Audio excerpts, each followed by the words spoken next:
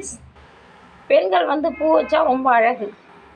சில பூக்கள் பெண்களுக்கு ரொம்ப அழகு. அது என்னென்ன பூன்னு பார்க்கலாமா?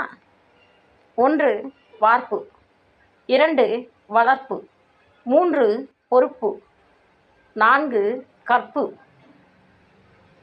5 சிறப்பு, 6 சிரிப்பு.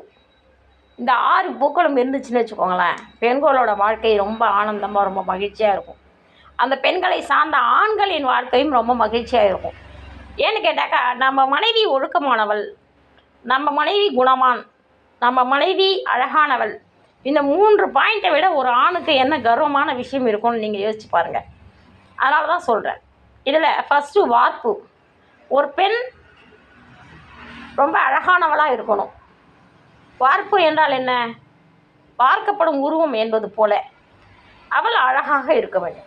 அதாவது உடல் ரீதியான ஊனம் கூட இருக்கலாம், அந்த ஊனத்தையும் அழகாக நம்ம கையாளணும், அவ்வளோதான். அப்போ அழகாக இல்லாதவங்க, ஊனப்பட்டவங்களாம் என்ன, அதுலேயும் ஒரு அழகு இருக்கிறது. அதுதான் வார்ப்பு. அந்த வார்ப்பு சிறப்பாக இருக்கணும். 2வது வளர்ப்பு. பெற்றோரின் வளர்ப்பு பிள்ளைகளுக்கு நல்ல பண்புகளை சொல்லி கொடுத்து பிறருக்கு உதவ வேண்டும், பிறரை கண்டா சிரித்த முகத்தோடு இன்பதிக்கணும், பிறருடைய பொருளுக்கு ஆசைப்படக்கூடாது. இந்த மாதிரி விஷயங்களை எல்லாம் சொல்லி கொடுத்து நற்பண்புகளை எல்லாம் சொல்லி கொடுப்பது வளர்ப்பு.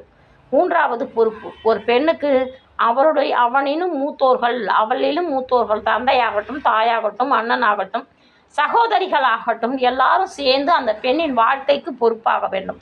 அப்படி பொறுப்பாக இருந்து அந்த பெண் கற்போடு சிறந்து விளங்கி 5வது அவர்களை நல்ல திருமணத்தோடு முடித்து விட்டால் அவர்களின் வாழ்க்கை மிக சிறப்பாக இருக்கும்.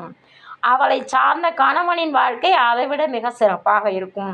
இப்படி 5 சிறப்புகளும் அடங்கிய ஒரு பெண்ணின் வாழ்க்கை எப்போதும் சிரிப்போடு இருக்கும். இதான் பூ, பெண்ணிற்கு ஏற்ற உகந்த பூ.